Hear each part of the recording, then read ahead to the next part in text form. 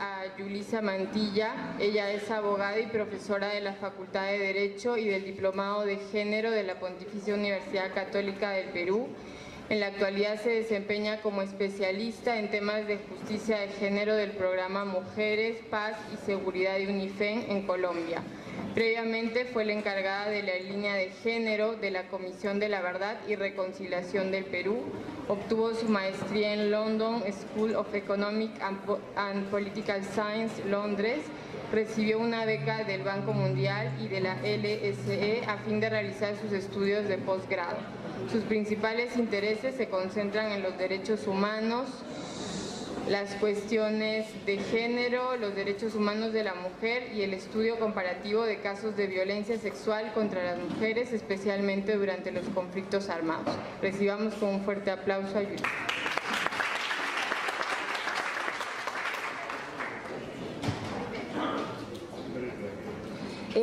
Muy buenos días a todos y todas.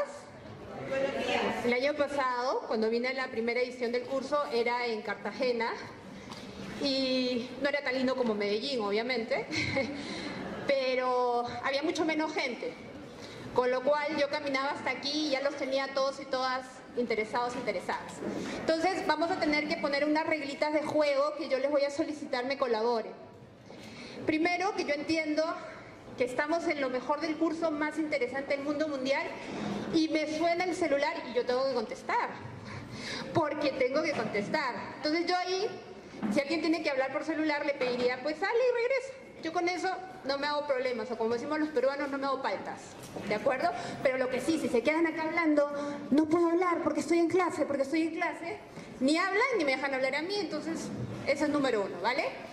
Segundo, que me gusta mucho que participen. Tenemos no tanto tiempo, porque tenemos hora y media, pero me gusta que participen y vamos a tratar de, en la medida de lo posible, completar los ejemplos que yo traigo con muchos que tienen ustedes, ¿vale? Lo tercero, yo tengo varios defectos en la vida, muchos. El que les interesa conocer a ustedes es que hablo muy rápido. ¿De acuerdo? Yo hablo muy rápido y me entusiasmo y hablo más rápido, y si aquí hay peruanos o peruanas, que creo que hay 2 o 3, se van a dar cuenta que los peruanos hablamos así muy rápido, muy rápido, muy rápido. Entonces, si estoy hablando demasiado rápido, levantan la mano, no hay problema, profesora de nuevo y tal. Yo en eso tampoco me hago problema, ¿vale? Y lo otro que quería contarles es un poco de dónde vengo y para que vean cuál va a ser mi aproximación a la clase que vamos a tener hoy día. Yo soy abogada, soy peruana.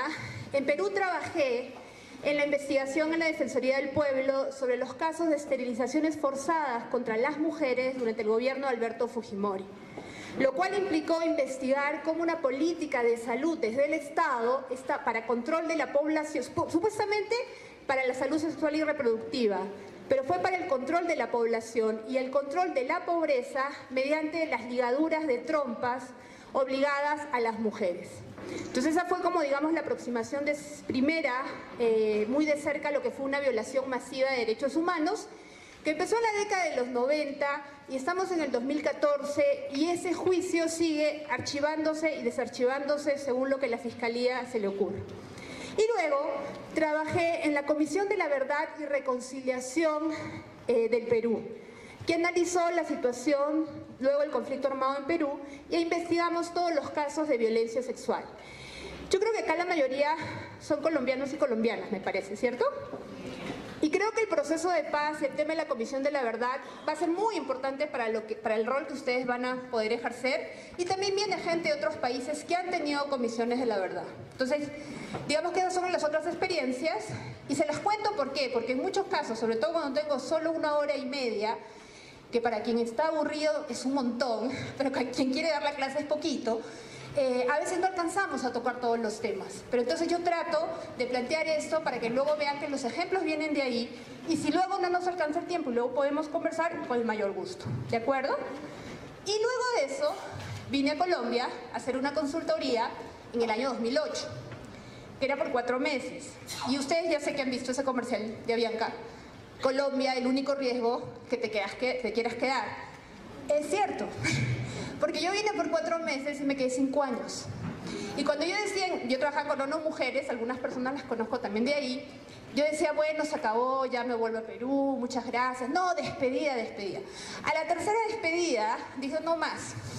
Ya no más, vaya y venga cuando quiere porque usted siempre se va y siempre vuelve. Y eso es lo que yo siempre digo que a veces creo que me voy de Colombia solo para poder volver. No solamente porque la gente es muy querida y esto no es lambonería, sino porque es en verdad, sino porque el proceso en sí es muy interesante.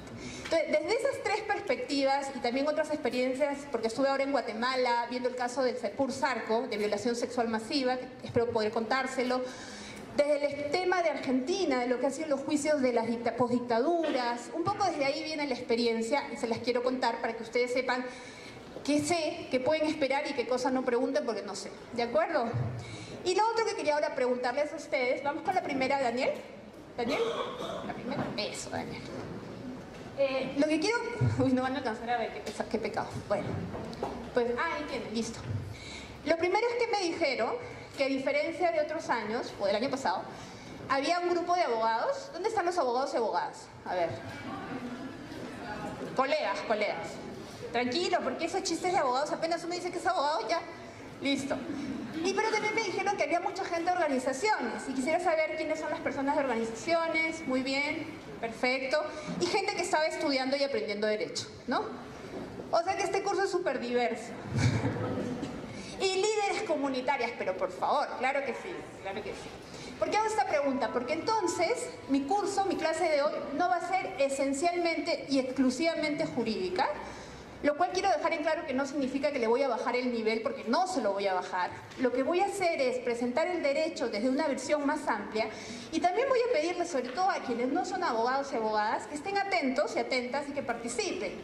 Porque si algo he aprendido en estos años de ejercicio profesional es que yo me puedo aprender el Código Penal, me puedo aprender la Constitución, me puedo aprender la teoría, pero si yo empiezo a hablar, por ejemplo, de que todos tenemos derecho al trabajo, y viene alguien y me dice, ay, pues yo no consigo trabajo nunca. Ay, ¿qué hacemos? Entonces la Constitución no nos basta a veces, no nos alcanza. Y si yo digo, tengo derecho a una vida libre de violencia en mi hogar como mujer, sí, pero viene la señora que la han golpeado, que la han violado. ¿Cómo veo el derecho? ¿Qué respuestas tiene? Por eso es algo que nosotros en Perú, en la Comisión de la Verdad, llamábamos el baño de realidad. ¿Qué significa el baño de realidad para los abogados y abogadas? Que más allá de todo lo que usted estudie y aprenda, tiene que mirar lo que está pasando alrededor. Tiene que aprender a ver. Y lo que yo pretendo que tengamos en esta clase es aprender a ver la realidad con un enfoque diferenciado. ¿De acuerdo? Ese es mi objetivo. Si después de esta hora y media, que ya lleva como 10 minutos de presentación, logro eso, yo me doy por satisfecha. ¿De acuerdo? Listo. Entonces, lo primero, empecemos por el principio. ¿Qué cosa es género? Porque de eso se trata la clase hoy, de género y derechos laborales. ¿Qué es género? ¿Nadie? ¿O ya todo el mundo sabe y yo estoy preguntando una cosa súper básica? ¿O realmente nadie sabe? A ver. Género es una construcción cultural, de acuerdo al ámbito geográfico, a la construcción religiosa, social, política, se da en una sociedad. Exacto. Muy bien, ya ven, que ya ven cómo vamos avanzando con el apoyo de ustedes. Lo primero que hay que aprender, como tú decías, ¿cuál es tu nombre? Maximiliano. Maximiliano. Lo primero, como tú decías, como Maximiliano decía, era el género es una construcción, ¿de acuerdo? Todo lo que se construye se puede deconstruir también. Lo primero que quiero que aprendamos es que género no es igual a mujer. ¿Por qué lo digo? Porque muchas veces leemos la ley de víctimas o el proyecto y dice aplicar una perspectiva de género de manera transversal. Y nadie sabe cómo se hace eso. Díganme o no que cuando piden proyectos o algo, género y mujeres y no sé qué. Lo primero que quiero que aprendamos es, género no es igual a mujer. Vamos a la siguiente, por favor. Hay dos conceptos fundamentales. Una cosa es el sexo, que son las diferencias biológicas, y otra cosa es el género, que son las construcciones culturales. Y el ejemplo más claro, para que entendamos bien, es el tema de la reproducción. Biológicamente, una diferencia de sexo es que solo las mujeres podemos quedar embarazadas. Esa es una diferencia biológica, de sexo. Pero cuando yo digo, yo soy la dueña de una empresa y te tengo que contratar a un abogado o abogada, digo, yo no discrimino a nadie. Yo no discrimino, yo creo mucho en la igualdad, así que yo abro el puesto y me postula una señora y me postula un señor. Y yo veo, los dos han estudiado en la misma universidad, los dos saben hablar español, inglés, trabajan tales programas, los dos tienen más o menos la misma edad. Y yo digo, ah, sí, pero ¿qué tal que ella se va a casar? Va a estar embarazada, le tengo que dar el descanso de maternidad, luego no vuelve a la oficina, luego yo tengo el juicio súper importante y el niño se cae y ya me va a dejar plantada. Pero él, si decide casarse, tener hijos, ya tendrá a su esposa que se encargue de eso. Yo como abogado o abogada, dueña de estudio, quiero a alguien eficiente y que me cueste poco. Tú me eres muy cara porque tus prestaciones y la maternidad, ¿qué tal tu embarazo tienes preeclampsia previa y te pones mal? ¿Qué tal que tienes amenaza de aborto y tal? A mí el Ministerio de Trabajo, si te voto, me multa.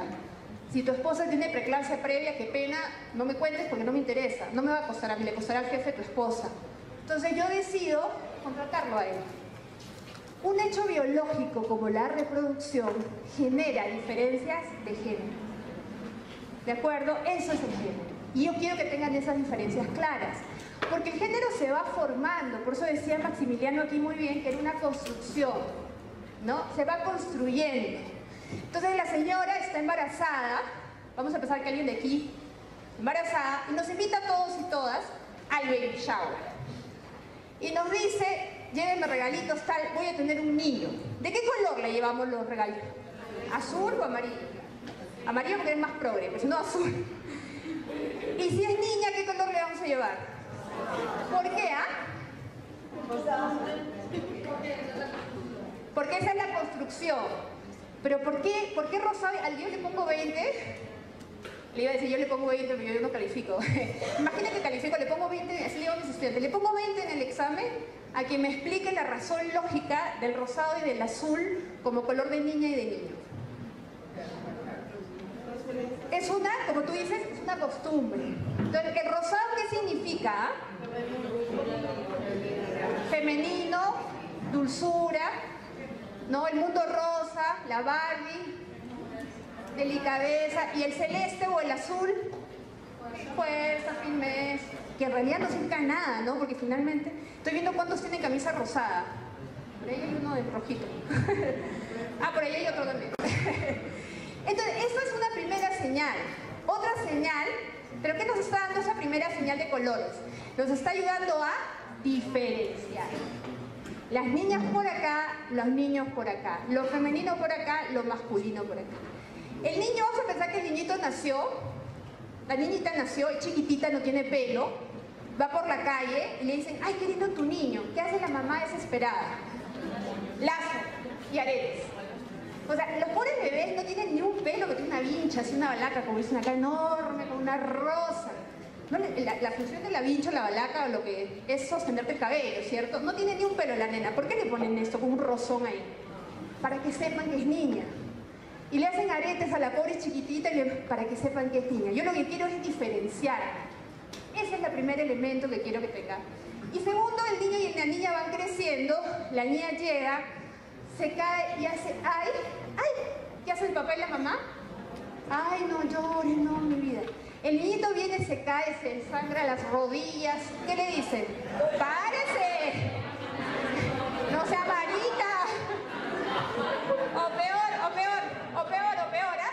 Parece niña, ¿no? Ese cuando juega fútbol, ese juega mal fútbol, juega como niña. Pobres niñas, ¿no? ¿Qué es lo que estoy haciendo ahí? Mandando mensajes de construcción. Lo femenino es así, lo masculino es así. Entonces los pobres niños no pueden llorar y crecen con esa idea. A ver, pregunta para los hombres. Levánteme la mano el hombre que nunca ha llorado en su vida. Oye, lo que les dijo su papá, ¿qué pasó? Ya, y ahora para hacerla más sincera, levánteme la mano el hombre que nunca lloró por una mujer. ¡Uy! ¡Uy! No, porque además la excusa va a ser, no, eso fue la cerveza, yo que voy a llorar, sino que me tomé unas chelas, entonces por eso... Entonces, ¿usted nunca ha llorado? Uy, no sabe lo que se pierde. Por muchas. Muy bien, le agradezco la precisión. ¿Cuál es tu... Wilfredo me hizo una precisión que a ver, chicos, chicas, a ver. Wilfredo me hizo una precisión muy interesante. interesante que se la voy a coger para mis cursos, no por una, por muchas. Entonces, ¿qué es lo que está pasando? Que la realidad nos dice es distinta a lo que nos enseñaron. Y yo aquí también quiero que veamos cómo el análisis de género me permite ver esas diferencias para hombres y para mujeres. ¿Por qué? Porque entonces el niño llega así, no sé qué, va creciendo, muy masculino y tal, y la novia lo deja. Y uno le pregunta, ¿y usted por qué lo dejó? No, es que nunca expresa sus sentimientos. No me dice que me quiere. Oiga, pero ese pobre niño de los 3 años le dicen que no llore y que no diga. Entonces, el asunto de género es un análisis para que veamos que la vida no es tan fácil para los hombres, aunque tampoco tan difícil en otros aspectos. Pero básicamente, lo que quiero que les quede claro, vamos a la siguiente, por favor. El género, y ese es el concepto que yo uso, es un concepto operativo, que el género es el sexo socialmente construido. Yo es la definición que uso. Si algún día les preguntan qué es género, ya saben que esta pueden usarlo y pueden tomarle nota. El género es el sexo socialmente construido. ¿Qué significa? Que en base a diferencias biológicas o físicas, yo voy construyendo diferencias sociales y voy haciéndome ideas de lo que es un hombre y es una mujer. Por eso, por ejemplo, y ahí vamos a entrar un poquito al derecho, uno diría, bueno, pero finalmente eso es así la vida, ¿no? Yo crío así mis hijos como quiero, usted que se mete, etc. El problema es, por ejemplo, cuando yo tengo esta idea de lo masculino como algo muy fuerte, no de lucha, y soy un juez o soy un policía y me llega un caso de que a un muchacho gay, travesti, vestido de mujer, lo golpearon por eso, porque se paró en la esquina y los muchachos del barrio lo golpearon. Y el policía dice, ah, no, pues también, ¿para qué te pones? ¿Para qué? Porque yo no estoy entendiendo eso. Como para mí lo masculino es lo fuerte, si un chico es gay o se viste, o es transgénero o es travesti y se viste de mujer, él es el que está mal. Me está rompiendo el esquema que yo tengo, porque nos han criado con ese esquema.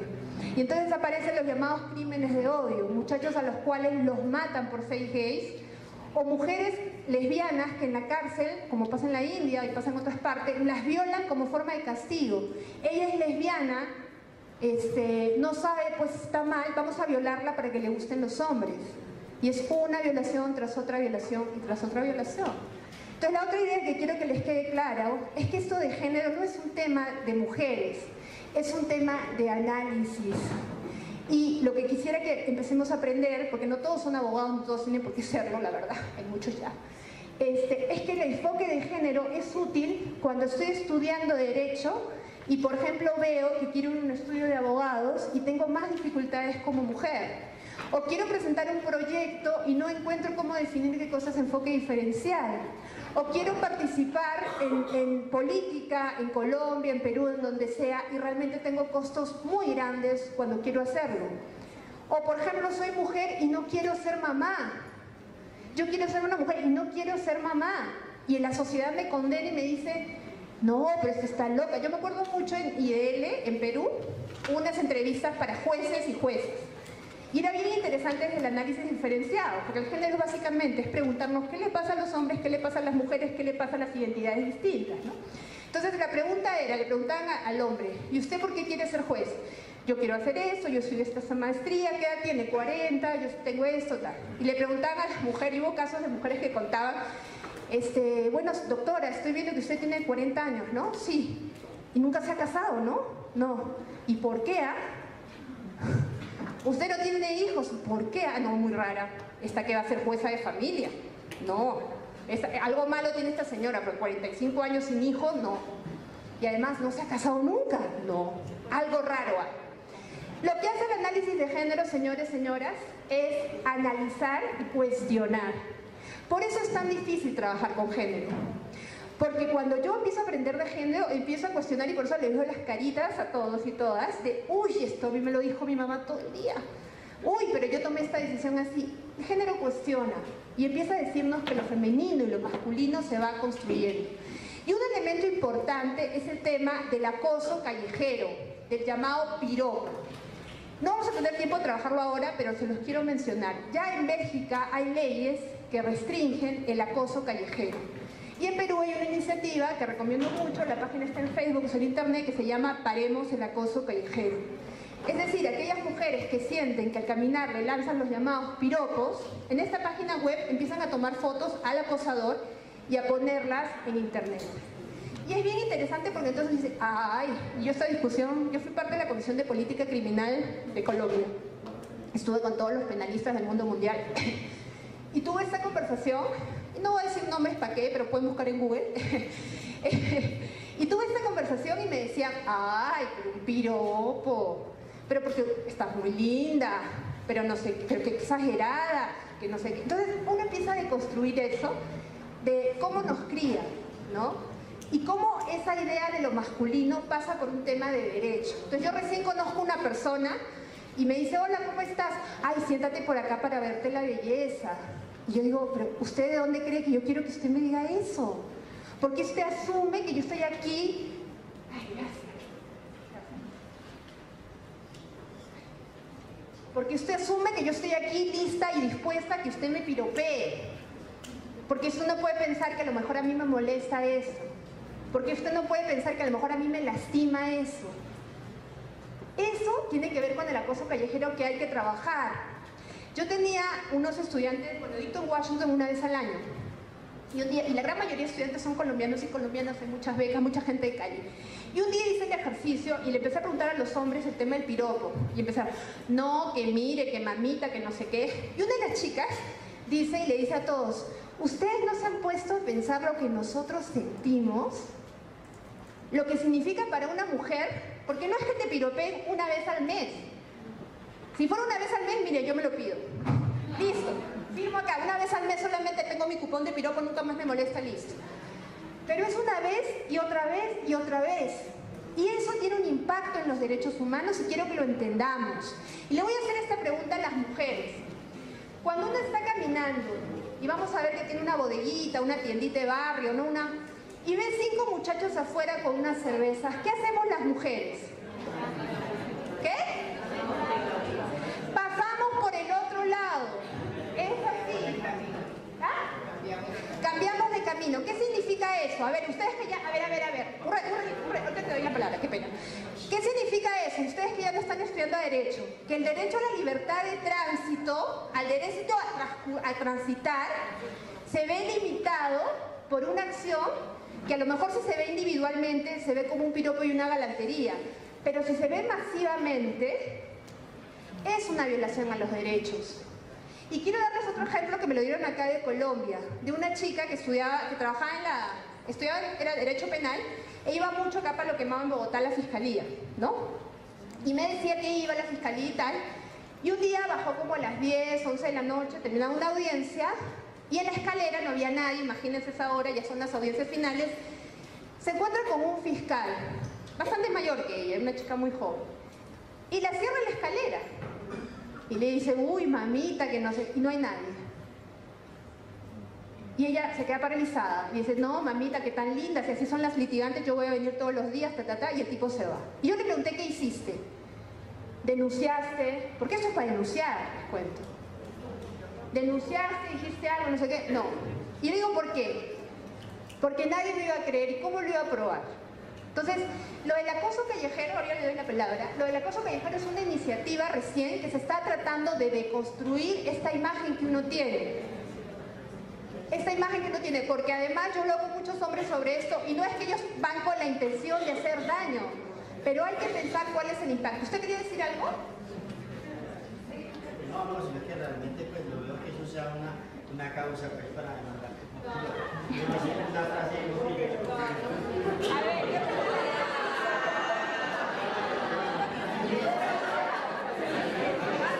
bueno, basta. A ver, vamos, calma. A ver, un ratito, ahorita le doy palabra. Ahorita, voy a dar la palabra y luego a ti, Máxima. Un ratito, a ver, por favor. Señores, señoras, a ver, calma, a ver, como le hago a mis sobrinas, inhala, exhala, cuando hace pataleta, inhala, exhala. Yo este tema siempre lo dejo al piso para que entre todos se argumenten. Sí, no puedo hablar así, no, pues, es como tratar de cuestionar ese mismo discurso y cómo se vuelve usado allá con el populismo, así me entiende.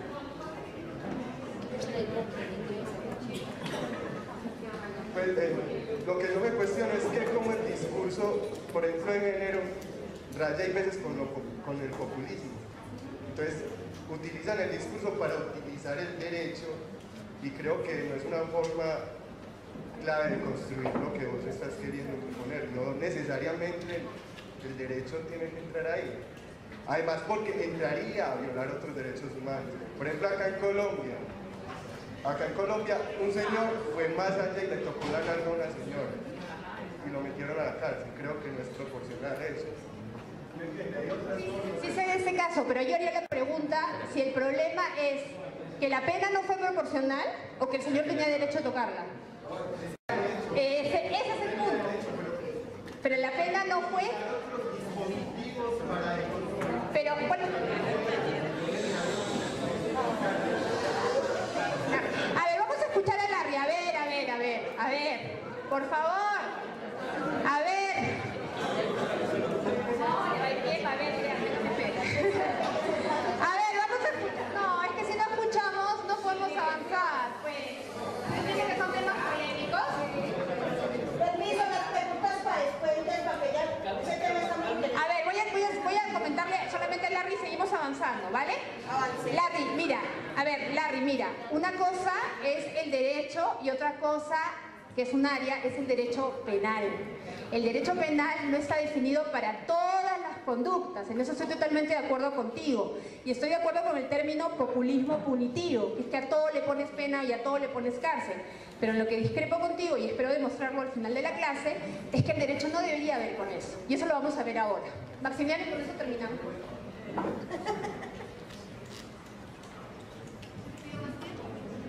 El asunto es muy sencillo. Puedo hacer 3 preguntas, no voy a entrar en polémica.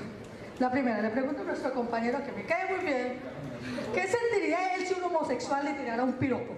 O una mujer transgénero. Las mujeres transgénero son aquellas cuyo biología es masculina, pero se identifica con lo femenino. Yo soy un hombre transgénero porque yo me identifico con el género masculino, aunque biológicamente sea una hembra. Yo le pregunto, ¿qué sentirías si, y se lo pregunto a todos los que defienden el piropo, y a todos, si un homosexual tira el piropo, si una mujer transgénero le tira el piropo? 2, aquí en Colombia se siente mucho la discriminación y se viola la administración de justicia. En Bogotá hubo un accidente de tránsito y lo primero que dicen los medios de comunicación era que las pasajeras eran lesbianas. Disculpen, ¿eso qué importa para el accidente de tránsito? Pues disculpen. Y tercero, aquí en Colombia, en Medellín, hay una secuencia de asesinatos de personas cuya orientación sexual es la homosexualidad y se sabe porque ya está claro que es el mismo modus operandi, pero sale la policía y sale la fiscalía a decir que son asuntos de amorosos, pasionales. Disculpen, ahí es donde se ve la discriminación y eso tiene que ver con temas de género.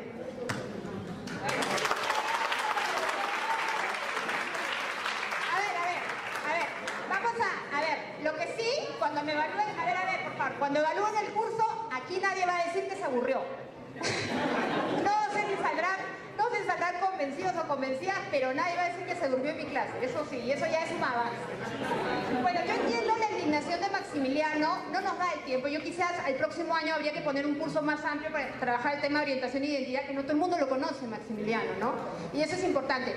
Pero sí entiendo tu indignación, y yo me atribuyo esto que voy a decir, y si no estás de acuerdo, pues me dices, porque la indignación pasa o parte del no reconocimiento de los derechos. En Colombia han habido avances, para quienes no son colombianos, que yo recomiendo en la Corte Constitucional, por cosas muy básicas que los heterosexuales no tenemos que consultar. Las personas heterosexuales nos podemos casar y divorciar, adoptar o no adoptar, si nos da la gana. Las personas homosexuales tienen que pedir permiso para eso, y eso es discriminatorio. Y por eso yo digo que el derecho tiene que ver con género, porque el derecho se mete a regular derechos, porque esta pareja, que es de Medellín, me parece, ¿no? Esa pareja que está tratando, tras años, que la Corte le reconozca que pueden adoptar una niña, cuando cualquier heterosexual en esta sala puede adoptar si cumplen ciertos requisitos, se puede casar o se puede divorciar o puede caminar de la mano con su pareja por la calle sin miedo a que lo agredan. Por eso creo que el análisis de género sirve para visibilizar esas desigualdades. Y ahora sí vamos a avanzar más, Daniel. Pobre Daniel, estoy sentado ahí. ¿Sí, no? Bien. Entonces, lo que les decía, el análisis de género nos permite ver ese tema de la dicotomía, lo masculino frente a lo femenino. Y entonces nos deja de fuera a otras cosas o otras orientaciones o otras perspectivas. Se ve lo masculino como el ejemplo del poder, de lo fuerte, y lo femenino como el tema de la subordinación, que es lo que quiero que veamos desde el derecho. La siguiente, por favor. Y Juanita, cuando falten unos... Juani, cuando falten unos 20, ¿me avisas, por favor? 20 minutos, cuando falten. ¿Alguien me avisa? Bueno, alguien que me avise. Entonces, la perspectiva de género, ya sabemos algo importante, hemos avanzado un poquito.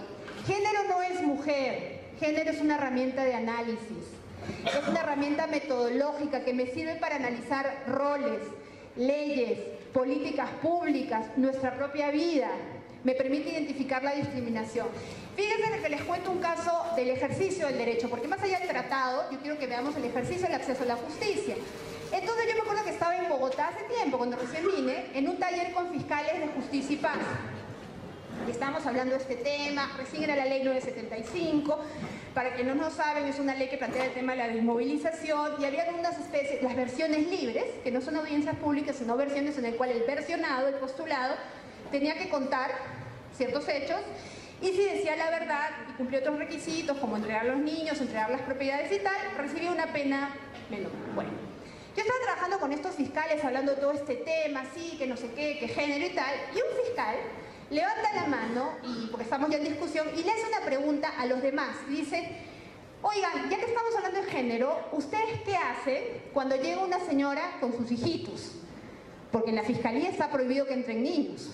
¿Ustedes qué hacen? Entonces un fiscal dijo, ah, qué pena, yo no les dejo entrar. Porque si algo pasa ahí, me van a sancionar a mí. Y otra fiscal, que era de Medellín, dijo, lo que hemos hecho en la fiscalía es buscar un espacio, poner unos juguetitos que las fiscales hemos traído, y ahí ponemos a los chinos, a los niños. Y otra fiscal dijo, lo que yo hago es, entra una señora y deja a sus hijitos con las otras señoras. Entra otra señora y deja a sus hijitos con la... Entra otra señora... Pero ¿qué decía la ley? ¿O qué dice la medida, digamos, administrativa y legal? Que los niños y niñas no entran a la fiscalía. Si yo soy un legislador o una legisladora que quiero garantizar el acceso de las mujeres a la justicia, tengo que ver que en un país como Colombia o como Perú, o en el caso de Colombia por el tema de la guerra, los niños y niñas están a cuidado de las mujeres. Y son mujeres de escasos recursos. O sea, no es que la señora dice, uy, me toca audiencia pública acá, entonces llamo a una niñera. No. Ellas tienen que ir con los niños todo el día. Y volver, y volver, y volver.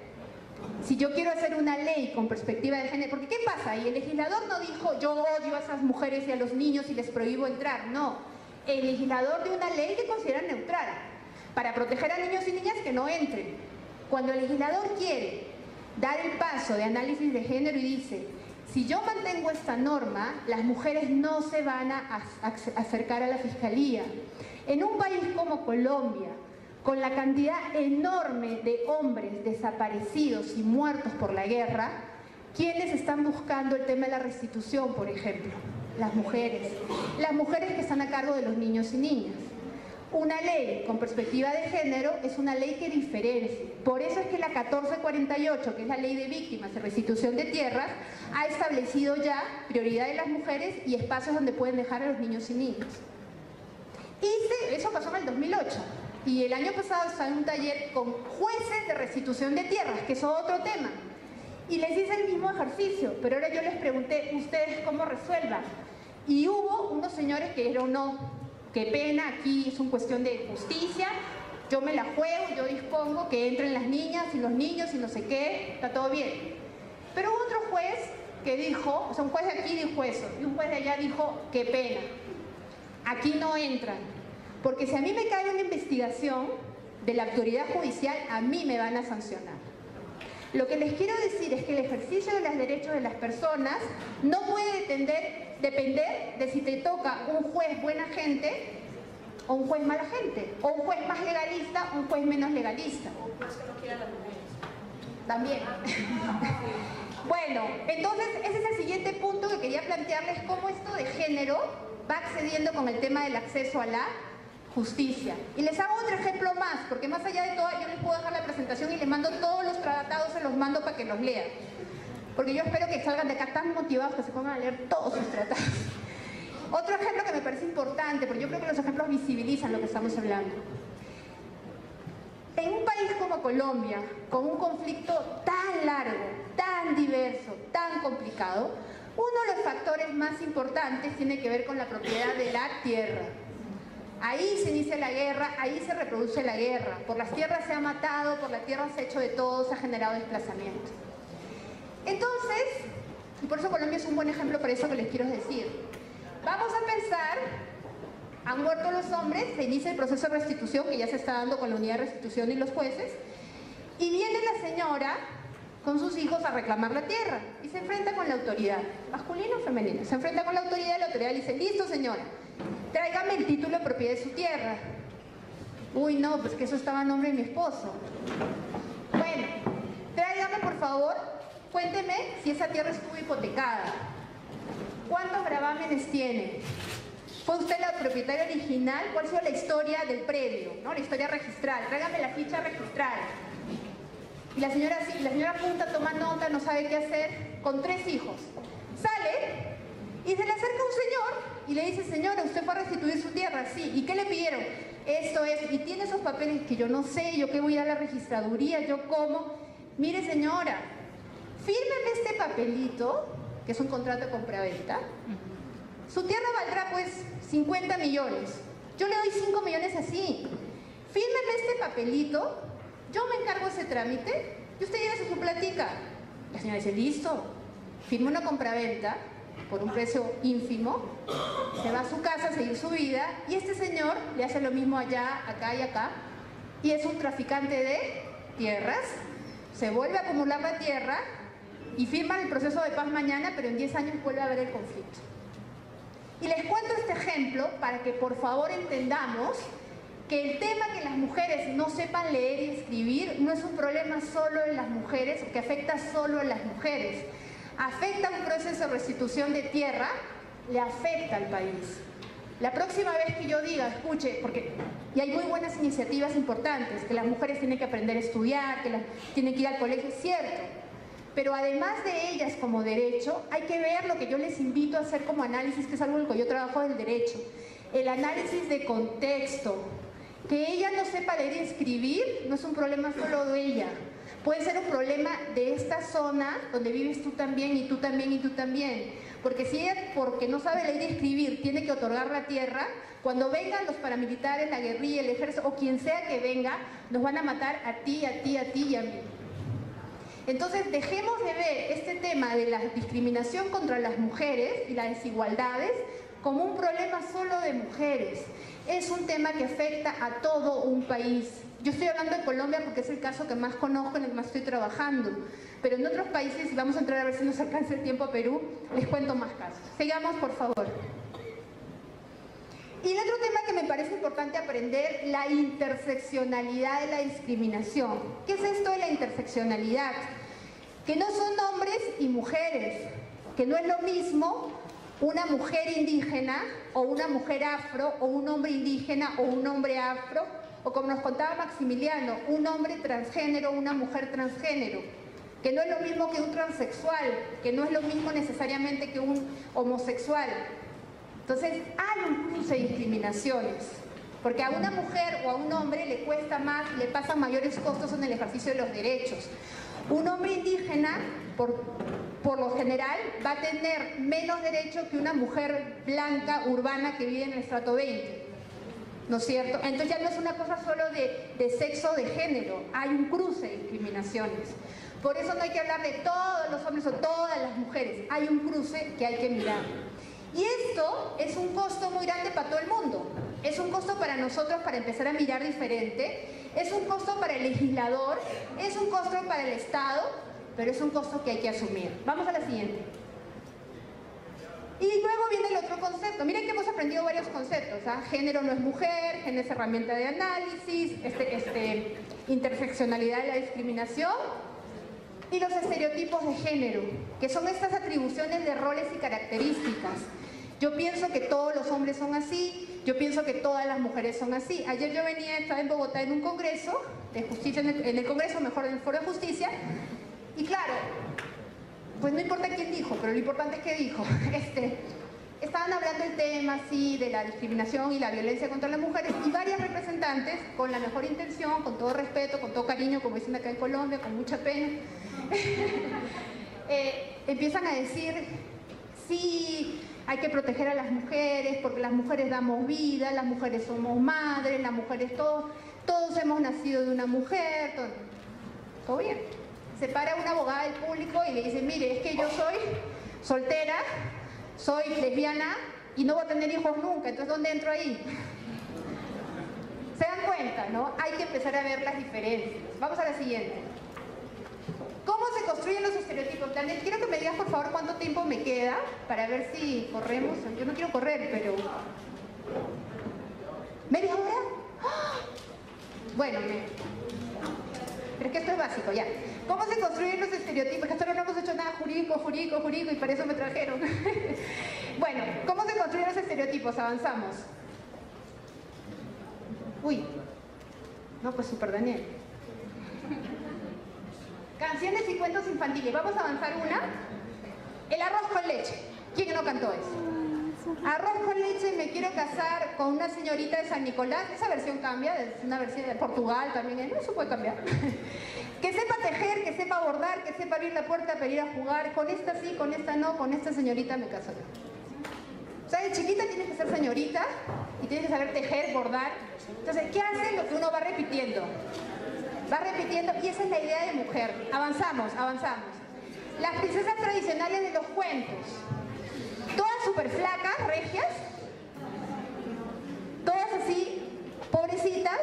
La pobre, ¿cuál es? Blancanieves limpiándole la casa a los enanos, cocinando y tal. Yo cuando juego, yo tengo dos sobrinitas, Valentina y Camila, ¿no? Y cuando juego la vez pasada con Camila dice, vas a jugar a Blancanieves, ¿no? Listo. Entonces, yo soy Blancanieves, me dice Camila, y tú eres la bruja que vas a venir, ya. Y empiezo a ver, porque la manzanita, ¿no? Camila, ¿qué es? No, que estoy acá con los enanos. Yo, Camila, ¿y los enanos te pagan? No. ¿Y qué haces? ¿Y no te parece injusto, Camila? Limpias, cocinas, esos enanos se van y te... Y mi hermana, la mamá de Camila, dice, ay, basta ya con ese feminismo, ya basta. Pero fíjense, la idea de que todas son salvadas con un beso de amor de un príncipe. O sea, todas están esperando el príncipe. Uy, ¿qué color es el príncipe? Azul. A la siguiente. Pero ya hay nuevas princesas. ¿Por qué Frozen es un símbolo? Porque en Frozen, quienes no han visto, el beso se le da a las hermanas como amigas que se apoyan y no hay príncipe. Vamos a la siguiente. Y la publicidad. Vamos a la siguiente. Fíjense esta publicidad por el Día de la Mujer, el 8 de marzo de hace 2 años en Perú. ¿Qué estamos viendo ahí? ¿Ah? Bueno, para que no se lee mucho dice, acostado, esto era por el Día de la Mujer, dice, mujer, mujer, mujer, aquí paradito y dice, disfruta las consecuencias. Esta es una tienda de rosas, a domicilio. Es como igual te van a pegar, entonces compra rosas Rosatel para que disfruta las consecuencias. Vamos a la siguiente. Y eso fue el Día de la Mujer el año pasado.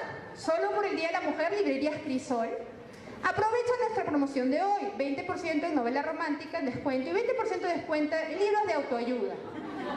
¿De qué color? Rosado. O sea, acá, si alguien no tiene su libro de autoayuda, novela romántica, me avise, se lo traigo con 20% de descuento. La siguiente. Fíjense, esta es la campaña de Guatemala. Guatemala, uno de los mayores problemas que tiene es el feminicidio.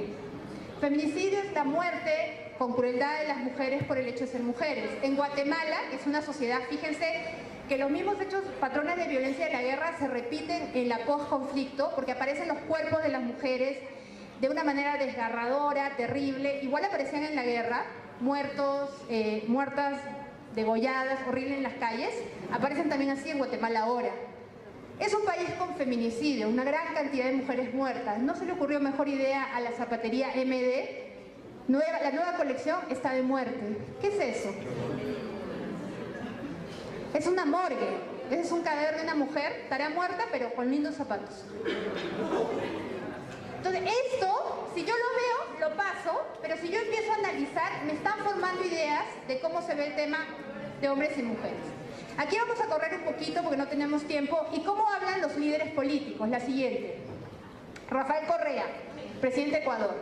Yo no sé si la equidad de género mejora la democracia. Lo que sí es seguro es que ha mejorado la farra. ¿Qué asambleístas guapísimas que tenemos? Corcho, hay que aumentarles el sueldo porque no tuvieron plata para comprar suficiente tela y todas con una minifalda. Dios mío, me contaron que tienen unas piernas impresionantes. Ah, no, es un galante, es un piropeador el presidente de Ecuador, es un galanazo. Entonces, si yo salgo de aquí y digo, ¿por qué las mujeres no participan en política? Bueno, si ese es el mensaje que recibes, ¿qué vas a estar postulando? ¿Puedes ser senadora o asambleísta cuando el presidente está ahí que te mira las piernas? Vamos a la siguiente. Vicente Fox, presidente de México en el 2009, estaba hablando del desarrollo económico de México y miren lo que dice. Como ejemplo de prosperidad, puedo decir que el 75% de los hogares de México tienen una lavadora. Y no de 2 patas o de 2 piernas, sino una lavadora metálica. Eso no lo dice el señor que me encontré ahí, mira hermano, no, lo está diciendo el presidente. El que supuestamente luego firma el tratado, ¿no? El que va y recibe el... Vamos a la siguiente. Vamos a la siguiente. ¿Qué pasa cuando no son chistes? Vamos a la siguiente, aquí. Stephanie Flores. ¿Qué fue lo que pasó a Stephanie Flores? Stephanie Flores era una chica que en el año 2010 va a un casino, conoce a un muchacho, se van al hotel. Cuando el chico en un momento creo que entra al baño, ella ve la computadora del chico y resulta que este holandés había matado a una mujer en Estados Unidos y lo estaba buscando la policía y él tenía como un archivo de las noticias que lo estaban buscando. Él sale del cuarto, ve que ella lo ha visto todo, la mata, ¿no? Es un caso escandaloso, el muchacho está ahora en la cárcel y tal. ¿Y qué dijo el presidente Alan García? ¿No? O sea, dijo públicamente con los padres y con todo. Yo recomiendo a las jóvenes no dejarse llevar por la calentura del momento e irse por ahí con cualquier desconocido. O sea, el asunto es que la culpa es de la víctima. O sea, la culpa es siempre de la víctima. Uno puede decir, oye, pero sí, un poco descuidada, ¿no? Pero ese es un tema. Lo que no podemos hacer es resaltar la responsabilidad de la víctima y dejar de lado la responsabilidad del agresor. Hay un trabajo muy interesante en el tema de violencia sexual, del tema de cómo se crían niños y niñas. Porque a las mujeres se les va educando, y quienes son papás, mamás sabrán, cuidado cómo te viste, ¿no? Cuidado, tápate aquí, cuidado. O sea, a las mujeres se les educa para protegerse de la agresión sexual, pero a los hombres no se les explica este tema. Y esa es una diferencia importante. La siguiente. Marjorie Keiko era una niña de 17 años, iba al ginecólogo, un día va, desaparece. Por muchos días desaparecida. No se sabe qué había pasado. Van a preguntar al ginecólogo, dice que no la había visto y tal, finalmente confiesa. Esta niña, cuando iba al ginecólogo, había ido varias veces, el sujeto la dopaba con pastillas, la dormía, la violaba, luego la dejaba ir. Hizo eso varias veces, hasta que en una de esas veces ella tuvo un paro cardiorrespiratorio, murió. El tipo la quemó, la partió y la enterró en una finca que tenía abajo con cemento. Cuando el caso sale, Radio Capital hace esta encuesta en Twitter. Cuando una joven adolescente es asesinada, ¿quiénes son más responsables? ¿Los padres, las hijas liberales o los hombres depravados? Siempre una cuestión de culpabilidad de la víctima. De culpabilidad de que ella se puso en esa situación. Y el problema no es lo que usted piense, lo que yo pienso, lo que tú pienses. El problema es que si yo soy un juez y me toca este caso, a ella. Porque como tenemos una idea de que las mujeres deben ser buenas, me quiero casar con esta señorita de Portugal, etc. La mujer que rompe ese estereotipo o ese estereotipo de género, ese esquema, está en falta. Y el problema es que eso divide, hace una división entre la inocencia y la culpabilidad de los agresores. La siguiente. Estereotipos de género y el derecho. Yo voy a avanzar, acá hay 2 autores, para quienes son abogadas, pero para quienes no son también es muy interesante, que son Alta Facio y Hilary Charlewood. Ellas dicen, argumentan, que el derecho como tal es una disciplina androcéntrica. ¿Qué significa que sea androcéntrica? Que tiene un modelo en su creación. ¿no es cierto?, que tiene un modelo. Por eso, por ejemplo, la violencia sexual, la violación dentro del matrimonio, no se considera delito antes. Porque como la visión es que ese es el rol de la mujer, no se incorporaba al derecho. Entonces ellas hablan de esta visión androcéntrica, que hace que el derecho se haya demorado mucho en incorporar y mucho en reaccionar. Y ellas estas preguntas, estas dos autoras, ¿dónde están las mujeres en el derecho internacional? ¿Dónde está el análisis de género en el debate? La siguiente. Esta es la Corte Interamericana de Derechos Humanos del 2014. ¿Cuántas juezas hay? Pues así están los buenos, con todo respeto, porque yo sé que acá ha venido gente de la Corte, amigos míos que quiero mucho, con todo respeto, con mucho cariño y con mucha pena. Si así están los buenos, ¿cómo serán los malos? Entonces, sí.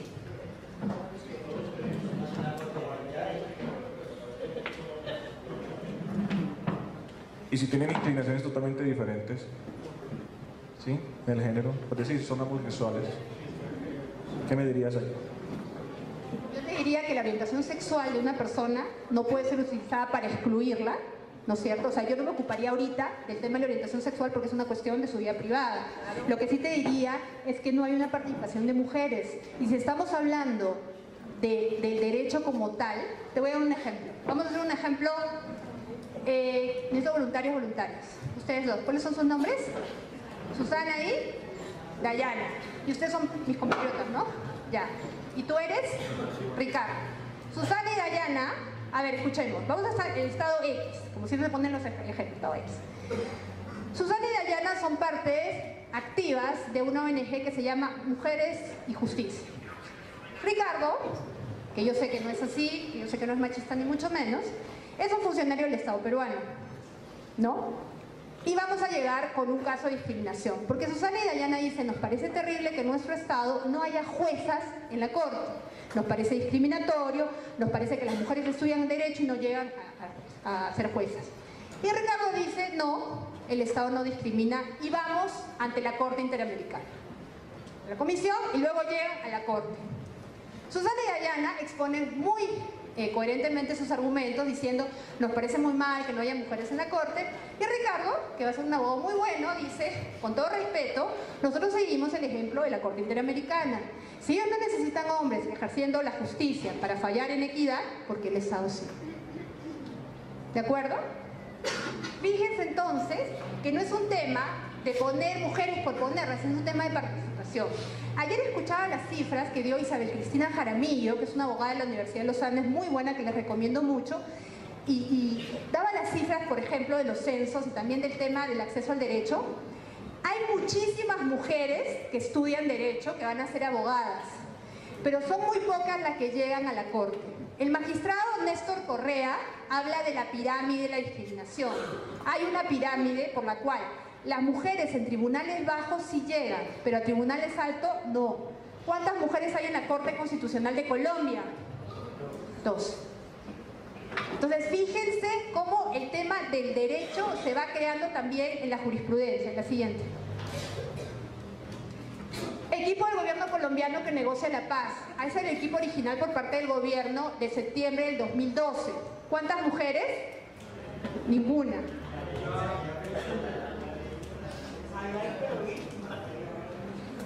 Muy bien. ¿Cuál es tu nombre? Iván. Iván nos recuerda algo importante, por eso yo digo que me gusta la participación. Hay una serie de resoluciones, por ejemplo la resolución 1325, que establece que los estados en proceso de paz deben incluir mujeres. Septiembre del 2012 no había mujeres. La siguiente. Septiembre del 2013, un año después, se incorporan 2 mujeres, una de las cuales ha renunciado y ahora no se sabe si ese cupo va a ser hombre y va a ser mujer. No todos hemos participado en negociaciones de paz ni las conocemos a fondo, pero todos de alguna manera hemos participado en diseños de programas, de trabajo, ¿no? El primer año en la negociación, cuando recién empieza la negociación de un proceso de paz, el primer año se define qué se va a negociar, cómo se va a negociar, qué temas se van a incluir y qué temas se van a excluir. Y ahí las mujeres luego llegan cuando ya los temas están resueltos. ¿Por qué creo que es grave? Porque si ustedes han leído las noticias del proceso de paz, se crea luego de esto una comisión histórica del conflicto. La Comisión Histórica del Conflicto de Colombia tiene 14 integrantes. solo tiene una mujer que es Marielma Wills. El punto es que hay situaciones que se están invisibilizando con la ausencia de la otra parte de la población. Me voy a salir un poquito del libreto porque sé que me queda poco tiempo y quiero contarles ya casos concretos, aunque ya les he contado un montón, de tema de aplicación del derecho, porque me quedó sonando aquí la pregunta de Larry, que le voy a agradecer.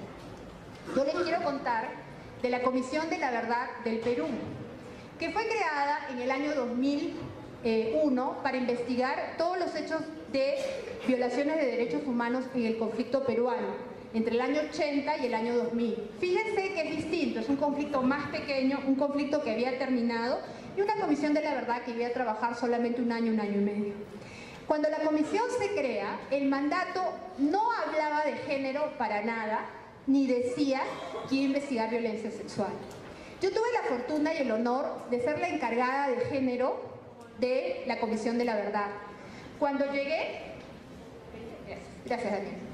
Cuando llegué a la Comisión de la Verdad, me reuní con los comisionados, 12 comisionados, 2 mujeres. Y los comisionados de muy buena intención, cuando yo decía sí, que la discriminación, que el género, que las mujeres, me dijeron, porque me contrataron por 3 meses, me dijeron, no, Yulisa, ¿sabe qué? A usted, nosotros hemos debido hacer el informe final y cuando lo teníamos listo la contratamos para que usted le ponga el género. O sea, los y las. Y yo decía, bueno, yo no había venido a Colombia entonces yo no decía qué pena, ahora lo digo cada rato. Y yo decía, qué barbaridad, ahora digo qué pena, ¿no? Pero bueno, el hecho es que empezamos a trabajar por 3 meses, pero nos logramos quedar hasta el final de la comisión. Te estoy hablando de una comisión de la verdad en cuyo mandato iba a investigar violaciones de derechos humanos como, así decía, tortura, desaparición, ejecución, violaciones a los derechos de las comunidades indígenas y de la selva, y otros graves crímenes y violaciones de derechos humanos. Cuando yo le preguntaba, ¿y qué vamos a hacer con la violencia sexual? Ah, no, en el mandato no está. En la Comisión de la Verdad trabajaban abogados que venían de las ONGs y también del Estado. Y yo le preguntaba, oye, tú que has litigado tantos años, ¿hay casos de violación? No, yo no conozco. ¿Y tú que tienes toda la experiencia, porque eres el superabogado reconocido, investigamos violación? No, por ahí había un casito. Y entonces uno decía, no puede ser, estoy hablando del año 2001, cuando ya estaban los conflictos de Yugoslavia y Ruanda, violaciones masivas de derechos humanos que no hubieran pasado en Perú. Entonces dije, vamos a ver otras comisiones de la verdad. Argentina, nada. Por ahí el tema del secuestro de las mujeres embarazadas y el tráfico de niños. Chile, nada. ¿Qué hacemos? ¿Saben qué hicimos? Y por eso es otra técnica que les recomiendo. Cuando tengan dudas sobre un tema y cómo trabajar género, busquen experiencias comparadas. Y encontramos 2 comisiones de la verdad, Sudáfrica y Guatemala.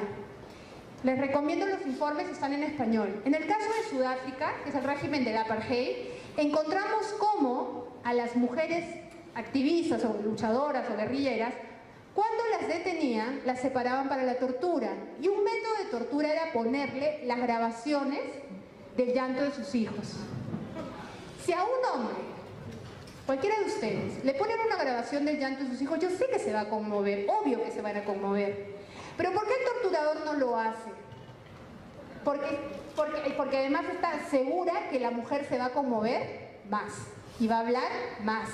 A lo mejor el hombre se debate entre soy papá pero también soy el líder de la revolución, por ahí, a lo mejor lo duda, a lo mejor no. Ella no, ella va a caer, ella es mamá, ese es su rol de género.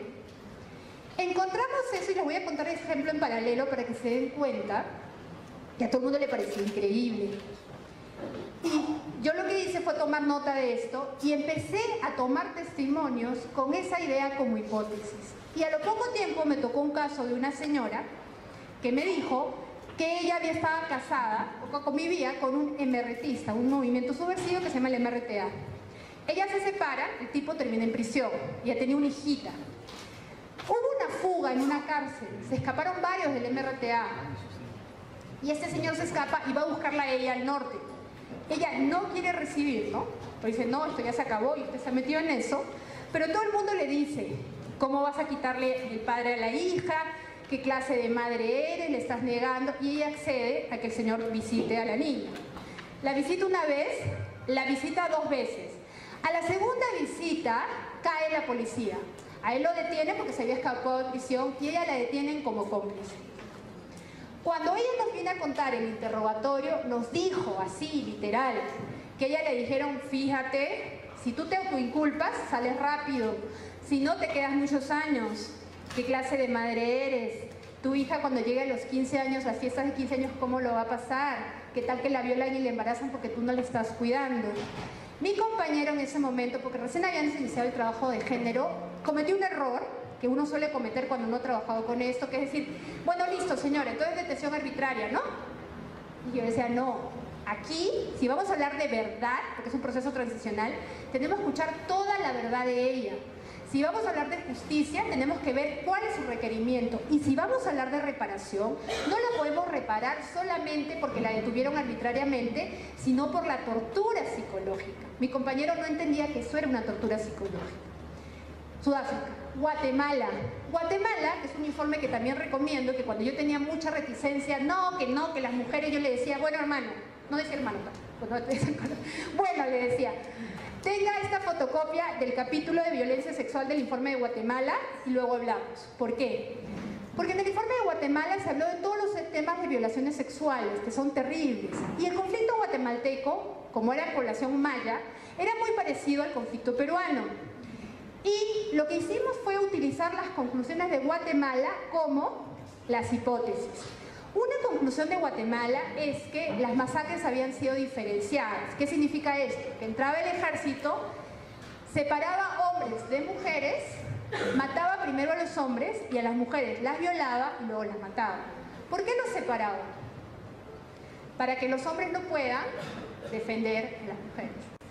Y en el informe guatemalteco encontramos también que ellos habían, cuando hablaban con las sobrevivientes, habían notado que los hombres escapaban de las casas más rápido que las mujeres cuando caía el ejército. ¿Por qué era eso? Porque no era por cobardía. ¿Por qué podía hacer eso? Por los hijos. Exactamente, exacto. Porque cuando entraba el ejército, la mujer decía, usted váyase, que a mí me están buscando. Y la mujer, los chinos, ¿qué vamos a comer en el monte? Ellos escapaban. Porque ellas dicen, a mí no me va a pasar nada. Y sí les pasaba, porque ahí es donde estaban las violaciones y las violaciones sexuales de las mujeres, ¿no? Nosotros fuimos a los casos de Perú, que tenían muchos informes de ONGs, no había un solo informe de ONG ni de feministas sobre violencia sexual, pero muchos informes sobre masacres. Y vimos que las masacres estaban contadas de manera neutral, los desaparecidos, los muertos. Y lo que hicimos el trabajo fue de la información de masacre, separar cuántos muertos y cuántas muertas habían, hablar con sobrevivientes y hablar con los padres de las mujeres. Y los padres nos decían que cuando sus hijas aparecieron sin ropa interior o con los senos cortados. Estoy hablándole del año 2001. En ese momento no había el caso Campo Algodonero, para quienes son abogados, ante la Corte Interamericana sobre México, cuando en este caso la Corte Interamericana dijo, por el caso de las mujeres de Ciudad Juárez, que cuando aparecieron los cadáveres de estas mujeres desnudas de la cintura para abajo, es un indicio de violencia sexual. En ese momento no había ese caso. En ese momento nosotros tuvimos que hacer ese análisis y empezamos a encontrar todo esto. Por eso es que cuando la Comisión de la Verdad entrega su informe, a pesar de que cuando empezamos en el 2001 se pensaba que esto no había pasado, en el 2003 se concluye que la violencia sexual en determinados espacios había sido generalizada. Pero esto no hubiera sido posible sin una perspectiva diferenciada de género. Y eso es lo que el género hace y lo hace para el derecho. Avanzamos, Daniel. Yo quiero que vean cómo esto se va aplicando al derecho y quiero leerles este texto jurídico que tiene que ver, que Sebastián Soler está en ese texto de Julieta de Corleto. Yo se los puedo pasar por internet o lo encuentran también en Google, que habla del tema de la violación y dice: para que se configurara el delito de violación, el autor debía vencer una resistencia seria y constante, y que no debe confundirse la verdadera violencia, que generalmente dejará en las ropas el cuerpo de la víctima otras señales que la del acto sexual mismo, con la discreta energía con que el varón vence el pudor de la doncella, que en realidad desea y consiente. Si yo quiero ser el mejor o la mejor abogada penalista, yo este texto me lo recontraleo y me lo aprendo, ¿cierto? Pero este texto lo que nos está diciendo es que hay la resistencia de la mujer que se hace la difícil y hay la verdadera violencia, la que te agarran a golpes. Entonces, si bien esta chica ensangrentada, con el ojo morado, con las ropas rotas y tal, el juez le cree que es violación. Pero si viene esta niña con minifalda que dice, no, es que me puso un arma, yo no tengo pruebas, el juez no le cree. Por eso les digo que la perspectiva de género en el derecho nos permite hacer esta diferencia que me parece importante. Y me parece muy importante sobre todo para el caso de Colombia. Vamos a la siguiente. Les voy a contar otra jurisprudencia. Tengo muchísima más, que pena que ya me queda. ¿Cuánto me queda, Daniel? 10. Listo. Este es un caso ante el sistema interamericano. Este es el caso MZ contra Bolivia del año 94. La señora MZ era una ciudadana holandesa. Viaja a Bolivia y alquila un cuarto en una casa con unos señores que tenían un hijo que a veces iba a visitarlos. El hijo va una vez a visitarlas, la señora estaba sola y la viola. La golpea, la viola, ella logra escapar, llega a una bodeguita, una tienda, llama a la policía totalmente ensangrentada. Punto número 1, ahí habían todos los signos de violencia. No se podía decir, ¿cuál era mi abuela? Ahí está. No se podía decir, no se debería decir, pero no se podía decir que no había signos de violencia, está toda ensangrentada. Va a proceso. En el tribunal de juicio oral lo condenan a 5 años al agresor, pero él apela. La segunda y la tercera instancia, la primera instancia, el Corte de Apelaciones, ¿qué dice? No obstante los signos de violencia, niega la violación, porque dice, en primer lugar, los bolivianos somos bajitos y esta señora holandesa es bien alta. Entonces hay una imposibilidad física de la violación. Y en segundo lugar, esa es una mujer holandesa que es liberal y que no era virgen. Con lo cual, lo que debe haber pasado es lo que el agresor decía. Que decía el agresor, nosotros éramos pareja y ahí tuvimos un encuentro sexual violento, pero no hay violación. Y la Corte Suprema ratifica lo que dice la Corte de Apelaciones. Entonces perdemos por todos lados, porque por un lado, la ley tradicional nos pide signos totales de violencia. Y cuando hay signos totales de violencia, el tribunal dice, no, tampoco te creo. Eso se llama discriminación de género. Avanzamos. Esto, lo que hemos visto antes, tiene que ver con el derecho en general. Lo que vamos a ver ahorita tiene que ver con el derecho humanitario, que es el derecho de los conflictos armados. La violencia sexual no es la única violación de derechos humanos en los conflictos armados, pero pasa continuamente. Y es interesante el estudio, porque lo que podemos ver aquí es 2 elementos que me parecen importantes. En primer lugar, la violación sexual como una herramienta de guerra. ¿Qué significa? Cuando las mujeres son violadas en el conflicto, no es solo afectarlas a ellas, es mandarle un mensaje a los hombres, un mensaje de humillación. Porque tú, ¿qué clase de hombre eres? Yo me estoy violando a tu mujer. O sea, hay un mensaje, como la masculinidad se construye en ese tema de yo soy fuerte, yo tengo una esposa, yo la defiendo. Si violan a tu pareja, te están mandando también un mensaje, y eso es importante. Por eso es, fíjense, que ahora en Perú, tantos años después del conflicto, hay una comunidad que queda en Huancavelica, que se llama Manta, donde se ubicaron estos casos de violaciones masivas.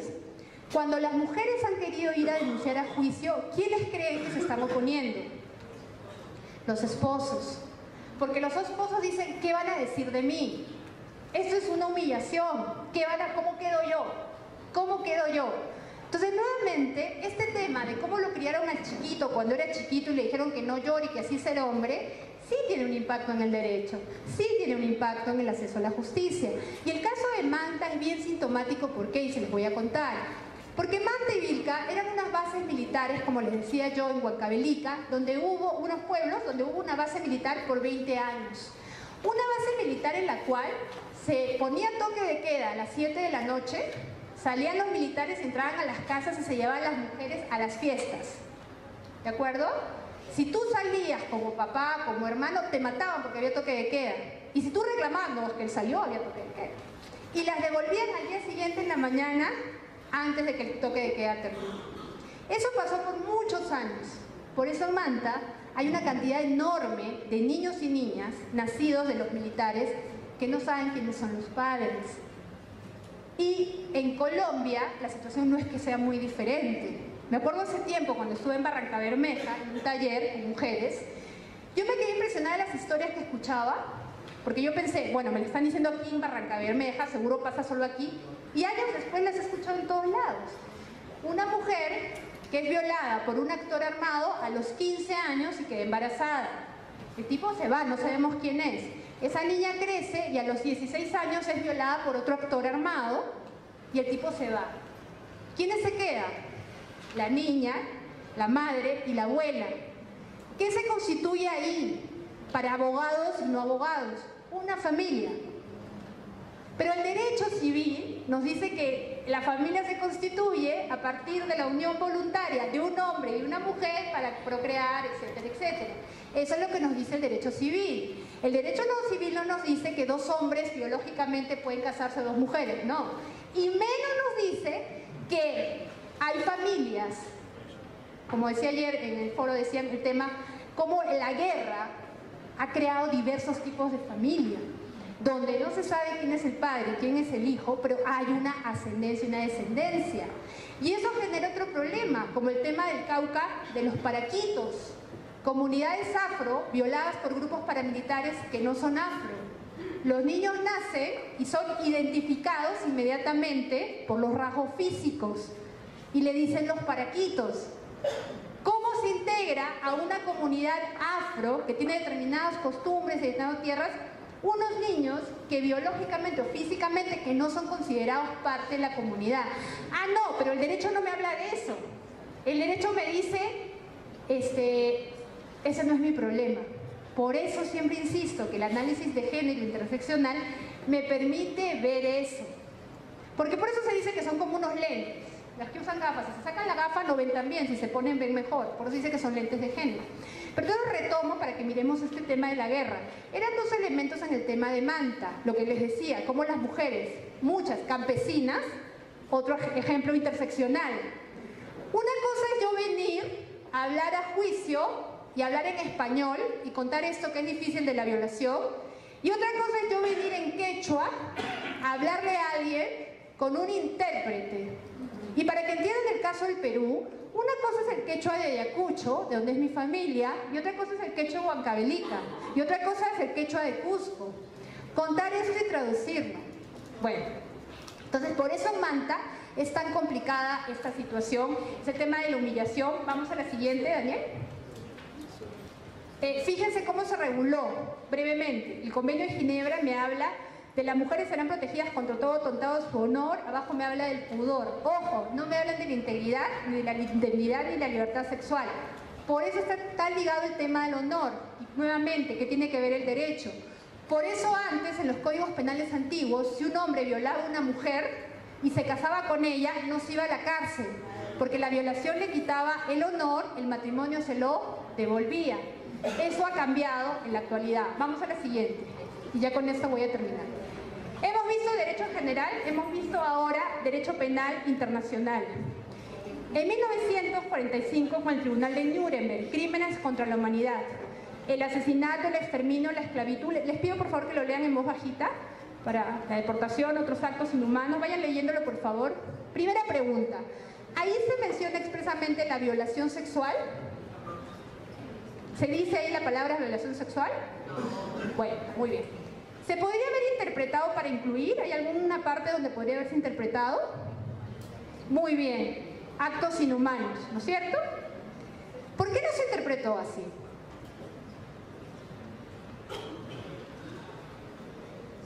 ¿1945?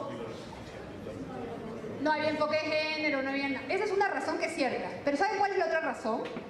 Que si yo condenaba el genocidio de los nazis, a la cárcel se iban los malos. Pero si yo condenaba la violación sexual, se iban los nazis y los aliados. Hay un libro que ahí cité de Smile Roberts, que se llama What Soldiers Do, que significa ¿qué hacen los soldados? Es una historiadora que empezó a investigar qué pasó cuando los aliados franceses desembarcaron en Alemania. Y encontró que los lineamientos del ejército, no era que a mí se me ocurrió, los lineamientos del ejército era, vaya, que las francesas son muy lindas. Y les enseñaban frases en francés a los norteamericanos sobre cómo acercarse a las mujeres. Y ella recupera denuncias de los alcaldes en esa época, en el 45, porque los soldados de Estados Unidos entraban, los aliados, y violaban masivamente. Entonces, con esto vamos a terminar. ¿Qué es lo que quiero? ¿Qué quería yo? Espero haberlo logrado. Que ustedes supieran. ¿Qué es género? Que no es igual a mujer. Que es una herramienta de análisis, que es una herramienta metodológica, que se va formando desde la publicidad, desde la casa, que se reproduce en el derecho, que cuando no hay una perspectiva de género, los códigos, la jurisprudencia o el derecho penal internacional no la involucra, no la tiene, y eso marca una diferencia.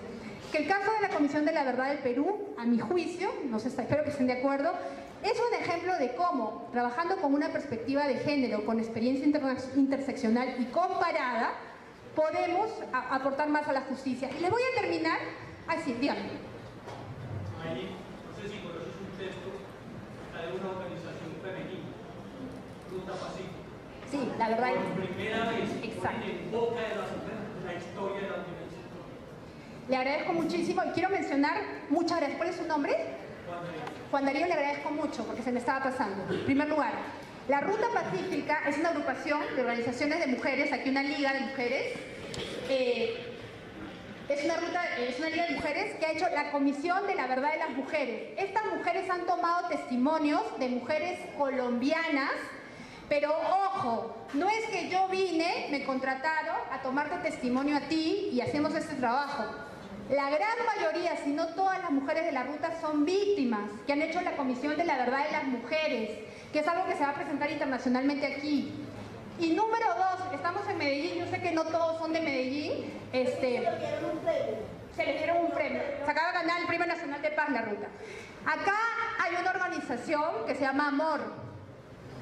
Se llama la Asociación de Mujeres del Oriente Antioqueño. Yo les he dictado clase en un diplomado de Género y Justicia Transicional. Yo quisiera tener la capacidad de estas mujeres para tomar testimonios y desarrollar su propio esquema de apoyo psicosocial, que es otro tema importante. Las mujeres, y se llaman AMOR, ¿no? Asociación de Mujeres del Oriente Antioqueño, tienen la técnica del abrazo reparador. ¿Qué significa lo del abrazo reparador? Que cuando viene una víctima que no accede a la justicia, que nadie le cree, que no puede denunciar, ellas la abrazan, porque el abrazo es una manera de reparar y creer, y ellas reciben el abrazo también. Entonces, exacto. Yo les quiero terminar solo con una historia de Manta, que me contaron recién Rosy Salazar, que es la abogada que litiga. Era muy difícil, como les digo, violación de 20 años, no había testigos, no había prueba, y encuentran a una mujer que denuncia. El testigo que ella lleva en la violación es su esposo. Y todo el mundo dice, ¿cómo así tu esposo? Si te violaron en la base militar. ¿Qué pasaba? Que ella la violó un batallón, pero uno de los soldados se negó a violarla. Lo castigaron, lo metieron al calabozo, pero él vio todo. Años después, ellos se encuentran, se casan, y él es el testigo de la violación de ella y de la violación de todas las demás mujeres, el único testigo. La primera pregunta que yo tuve, que mucha gente tiene, y por eso siempre, así seas la abogada del año, la relatora, tal, uno tiene que tener esa humildad de aprender de todo el mundo. La primera pregunta que yo tuve fue, ¿cómo así alguien se casa con una persona que estuvo en este hecho tan violento? ¿Cómo así ella se casó con él? Y Rosy me dice que esta señora, cuando ella le hizo la pregunta, le dijo, yo me casé con él porque era el único que me creía que no fue mi culpa, porque él vio. Y por eso creo que un derecho con perspectiva de género puede quitar las culpas, puede aumentar el acceso a la verdad, a la justicia y a la reparación. Muchas gracias.